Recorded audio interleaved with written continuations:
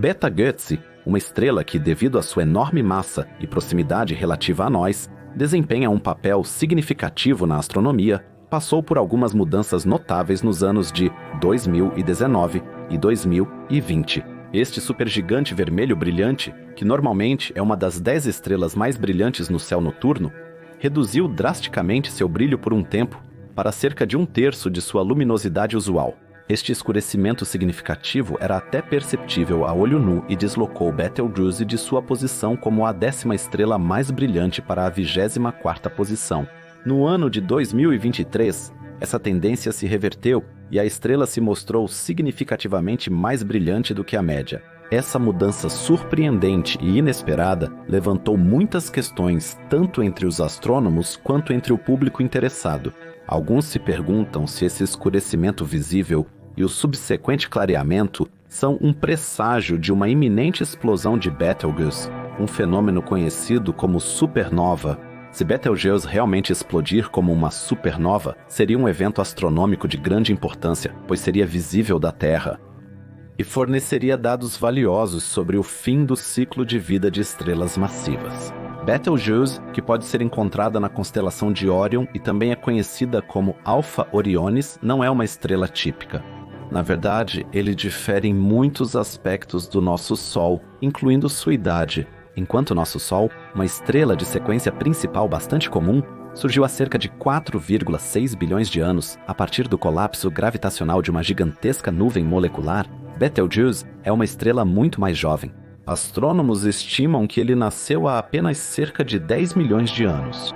Para colocar esse período de tempo em um contexto geológico, seria aproximadamente a época em que nossos ancestrais hominídeos começaram a se separar do caminho evolutivo que levaria aos gorilas modernos. Betelgeuse é tão jovem que provavelmente não teve tempo suficiente para formar um sistema planetário como o nosso. Se houver planetas ao redor de Betelgeuse, eles provavelmente seriam gigantes gasosos, já que planetas rochosos como a Terra precisam de muito mais tempo para se formar. Apesar da relativa juventude de Betelgeuse em comparação com o nosso Sol, ele já atingiu um estágio avançado em seu ciclo de vida. O nosso Sol, embora muito mais velho, ainda tem hidrogênio suficiente em seu núcleo para queimar por mais 5 bilhões de anos através da fusão nuclear. Betelgeuse, por outro lado, que nasceu com mais de 15 vezes a massa do nosso Sol, consumiu seu suprimento de combustível com uma velocidade incrível. Em seu curto tempo de vida, ele produz uma enorme quantidade de energia e brilha cerca de 126 mil vezes mais forte do que o nosso Sol. Esse consumo rápido de energia e o rápido desenvolvimento associado fizeram com que Betelgeuse já atingisse a fase de uma estrela gigante. Um estágio que o nosso Sol só alcançará em vários bilhões de anos. Mas como acontece de estrelas como Betelgeuse se desenvolverem para tamanhos e massas tão grandes, e qual é a diferença para o desenvolvimento do Sol? Por que Sol, ou seja, nosso Sol, não se tornou uma estrela gigante? E o que são esses estranhos eventos de escurecimento e o aumento de brilho que parecem fazer de Betelgeuse uma espécie de interruptor de luz? Tudo isso e mais, vamos examinar hoje usando o exemplo de Betelgeuse e a provavelmente maior estrela gigante conhecida, Stephenson 218. E começamos com algo que ainda não existia no espaço de língua alemã. Vamos analisar a estrutura de Betelgeuse e queremos descobrir como é realmente uma estrela gigante e qual é a sua estrutura. Posso garantir a vocês, é diferente do que esperam. E, na verdade, não devemos simplesmente imaginar Betelgeuse como uma esfera de plasma redonda com uma temperatura extremamente alta, um diâmetro enorme e uma superfície. Estrelas gigantes são, na verdade, muito mais sutis e incomuns em sua estrutura do que geralmente se pensa. Vamos começar com o interior dele. Em seu núcleo, são geradas pressões enormes e temperaturas incrivelmente altas, como veremos mais tarde. A pressão em seu núcleo deve ser milhares de vezes maior do que no interior do Sol e as temperaturas facilmente ultrapassam a marca de bilhões de graus. O núcleo em si provavelmente tem as dimensões do nosso Sol e as camadas acima dele devem medir várias centenas de milhões de quilômetros. Podemos chamar isso de componente sólido da estrela gigante. Atenção! Sólido refere-se às camadas diretamente sobrepostas umas às outras. Se nos afastarmos mais de seu núcleo, a aparência da estrela deve oferecer uma visão muito incomum. Assim como o Sol, também podemos esperar uma fotosfera de Beta Eagle Eyes. Na astronomia, isso é entendido como a camada mais externa de uma estrela, semelhante à crosta terrestre sendo a camada mais externa da Terra. A fotosfera do nosso Sol é quase esférica e apenas alguns milhares de quilômetros mais larga em seu equador, pois ela gira e, portanto, surgem forças centrífugas que deformam o Sol. Um gigante como Betelgeuse também possui uma camada externa assim. Porém, diferente do Sol, não se deve esperar um formato esférico neste caso. Quando começaram a tirar fotos da estrela gigante no início dos anos 2000, foi a primeira vez que a fotosfera de uma estrela diferente do Sol foi capturada em imagem. A fotosfera de Betelgeuse pode ser observada nas 2 décadas seguintes com o instrumento Wiltshire de alta resolução no Very Large Telescope do Observatório do Sul Europeu, em detalhes espaciais excepcionalmente altos, e foi retratada. As imagens e gravações obtidas da camada de gás mais externa da estrela mostram claramente que a fotosfera apresenta desvios significativos de uma simetria idealmente esférica ou circular e, portanto, não possui uma estrutura uniforme. Já os dados de observação anteriores de 2015, obtidos com a mesma técnica do instrumento Very Large Telescope, SPHERE, mostraram um leve alongamento e deformação da camada de gás externa de Betelgeuse ao longo do eixo norte-leste-sul-oeste da estrela, tornando essa estrutura alongada visível pela primeira vez. Essa estrutura também é claramente visível nas imagens de janeiro de 2019, embora em uma forma mais atenuada e significativamente menos pronunciada do que alguns anos antes. E porque a estrela não possui uma fotosfera esférica, mas sim irregular, ela também perde uma quantidade enorme de massa. Em estrelas gigantes como Beta Eagle Eyes, ocorrem taxas de perda de massa extremamente altas, que podem chegar a uma massa solar por ano. Isso leva a um ambiente circunstelar complexo e constantemente mutável.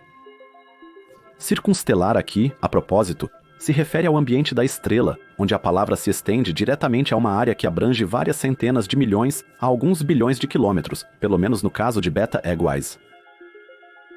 Mas vamos voltar à perda de massa. Em um estudo de 2009, a perda de massa estelar foi descrita como a chave para entender o desenvolvimento do universo desde os primeiros tempos cosmológicos até a era atual de formação de planetas e origem da vida. Referindo-se a estrelas, é claro. Observações atuais sugerem, curiosamente, que uma estrela como Betelgeuse pode passar parte de sua vida como uma supergigante vermelha, mas então retorna através do diagrama de Hertzsprung-Russell. Passa novamente por uma breve fase como supergigante amarela e então explode como uma supergigante azul ou estrela Wolf-Rayet.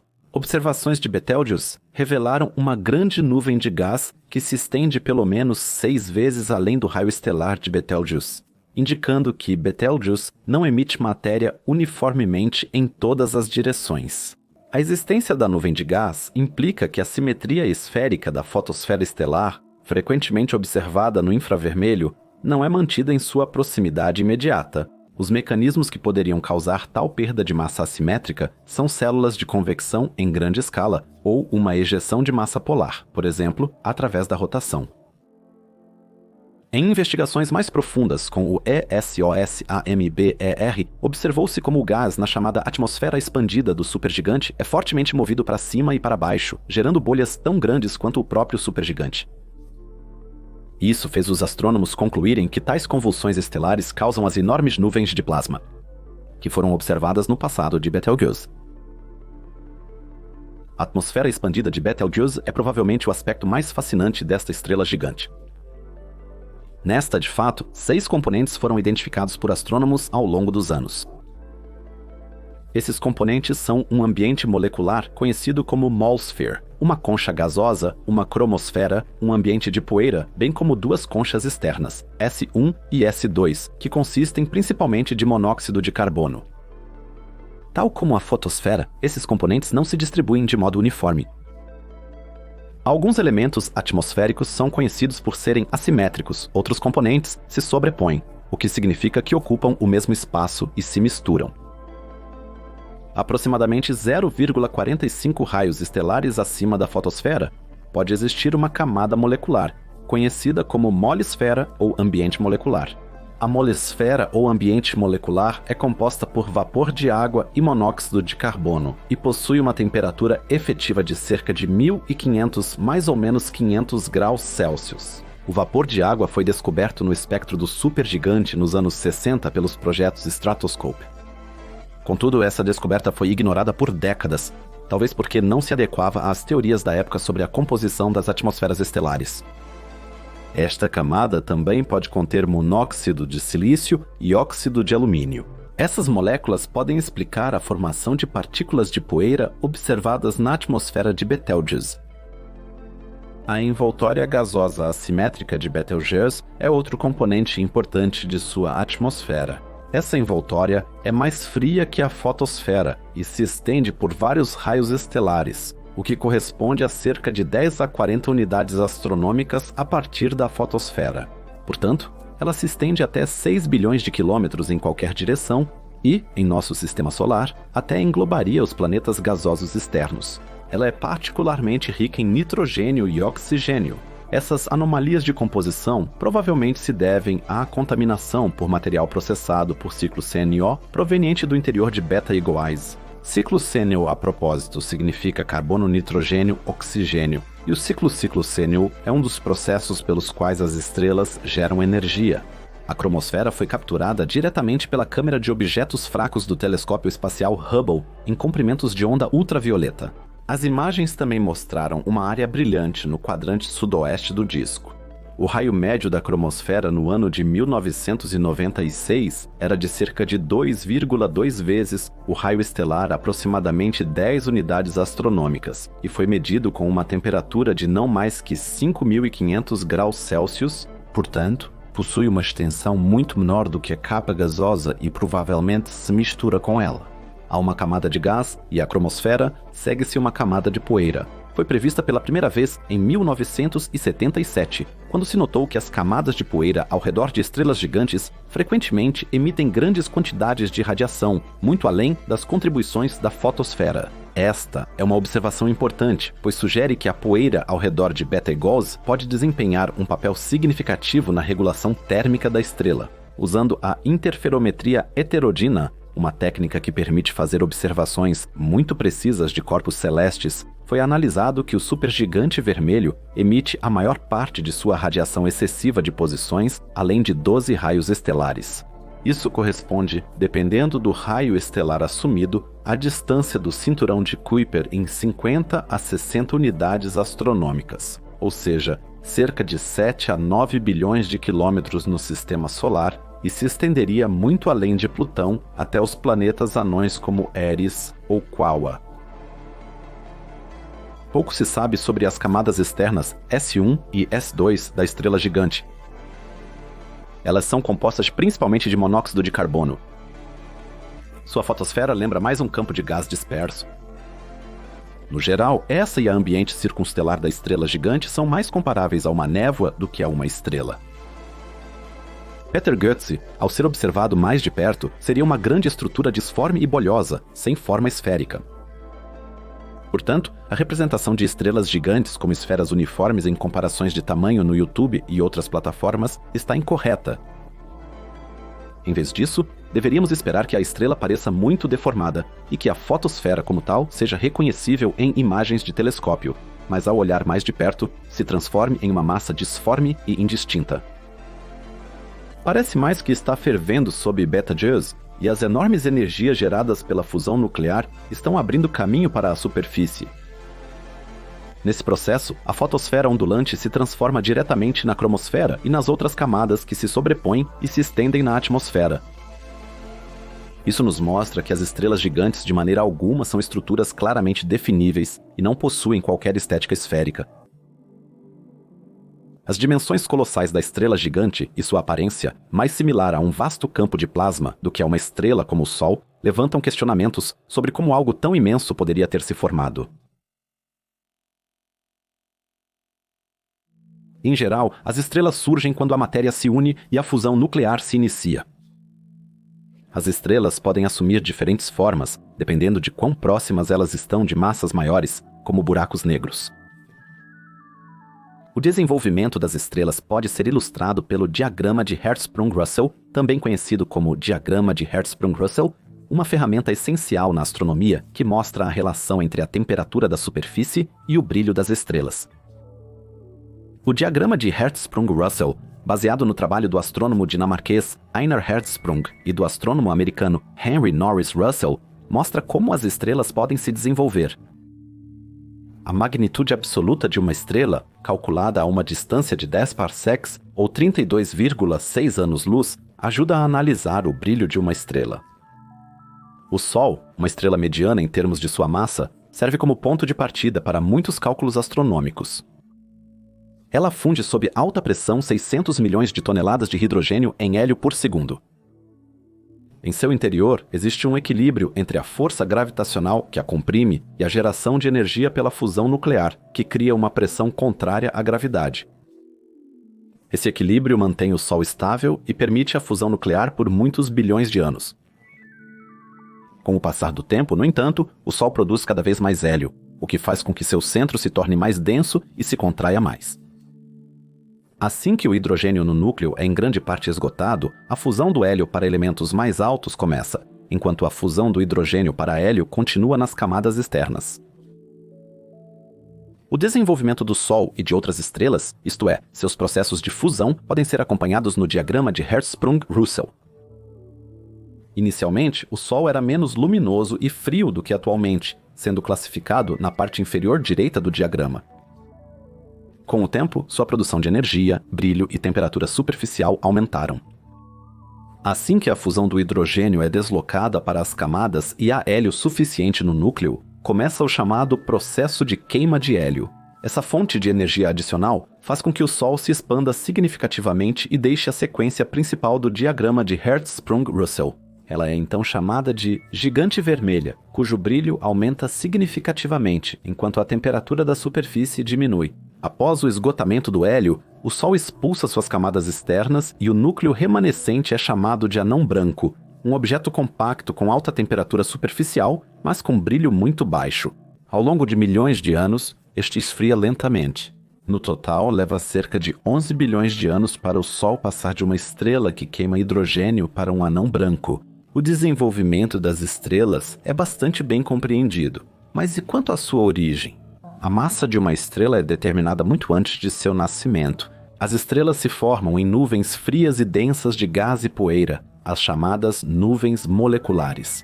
Por meio de uma supernova, cujas frentes de explosão agitam tal nuvem, partes dela são estimuladas a colapsar e finalmente caem sob sua própria gravidade. A matéria circundante cai nos centros dessas regiões e forma um disco rotativo de gás e poeira, o disco protoplanetário. No centro dela está um protoestrela, que fica cada vez mais quente através da compressão da matéria. Quando atinge uma certa temperatura, as fusões nucleares são iniciadas em seu interior. A estrela agora emite energia e o equilíbrio mencionado entre a gravidade e o movimento para fora da energia através da fusão nuclear é estabelecido. A matéria restante do disco pode formar planetas, asteroides e outros objetos. Assim, de uma nuvem molecular, não apenas uma estrela é formada, mas também seu sistema planetário. Para supergigantes vermelhas, as regras de nascimento e desenvolvimento são as mesmas do nosso Sol. O desenvolvimento inicial da estrela gigante provavelmente foi semelhante ao de uma estrela de menor massa, como o Sol, com apenas uma diferença significativa. Como Betelgeuse se formou a partir de uma nuvem molecular muito mais massiva que o Sol, ele foi desde o início muitas vezes mais massivo. Por isso, desde o início, uma pressão maior se acumulou em seu núcleo devido à gravidade várias vezes mais forte. Ele queimou seu hidrogênio muito rápido. O que o Sol levará 10 bilhões de anos para fazer, a fusão de hidrogênio da estrela gigante precisou de apenas alguns milhões de anos. A estrela gigante, com cerca de 16 a 19 massas solares, já está em um estágio muito avançado de sua vida. E porque ele possui tanta massa, a estrela gigante tem apenas 10 milhões de anos. Portanto, uma alta massa estelar também significa um tempo de vida mais curto. E com uma taxa de fusão tão alta, Betelgeuse provavelmente era ainda mais massiva originalmente. Como a fusão de hidrogênio no núcleo de Betelgeuse foi concluída rapidamente e transferida para suas camadas externas, a estrela deixou a sequência principal do diagrama de Hertzsprung-Russell em poucos milhões de anos. Devido à sua alta massa, após a fusão do hidrogênio, havia mais hélio no núcleo, que a estrela consumia mais rapidamente do que o nosso Sol. A taxa de fusão nuclear de hélio e, portanto, a produção de energia da estrela gigante deve ser tão incrivelmente alta que ela não é contada como uma gigante vermelha, mas como um chamado supergigante ou supergigante vermelho. Nada nesta estrela é médio. Nem seu imenso brilho de 120.000 a 190.000 sóis, nem seu diâmetro solar estimado de 700 a 1020 vezes. No diagrama, ele seria visto bem no canto superior direito, com um brilho e luminosidade absoluta enormes, mas com uma temperatura superficial extremamente baixa, pois o material em suas camadas externas tem uma densidade muito baixa. Afinal, essa é a principal diferença para um gigante vermelho, que se origina do nosso Sol. Gigantes vermelhos também se tornam enormes, mas geralmente terminam sua fusão nuclear no hélio, enquanto supergigantes vermelhos ou supergigantes podem ir além do hélio e até mesmo fundir carbono e elementos muito mais altos, o que faz com que assumam dimensões maiores do que os gigantes vermelhos. No entanto, a história de Peter Goetz está longe de terminar. Assim que o hélio em seu núcleo se esgota e essa fusão também é transferida para suas camadas, começa o próximo processo de combustão, a combustão de carbono, que começa a cerca de 500 milhões de graus Celsius. Isso ocorre no núcleo. Enquanto a combustão do hélio é transferida para as camadas ao redor do núcleo, a combustão do hidrogênio é ainda mais deslocada para o exterior.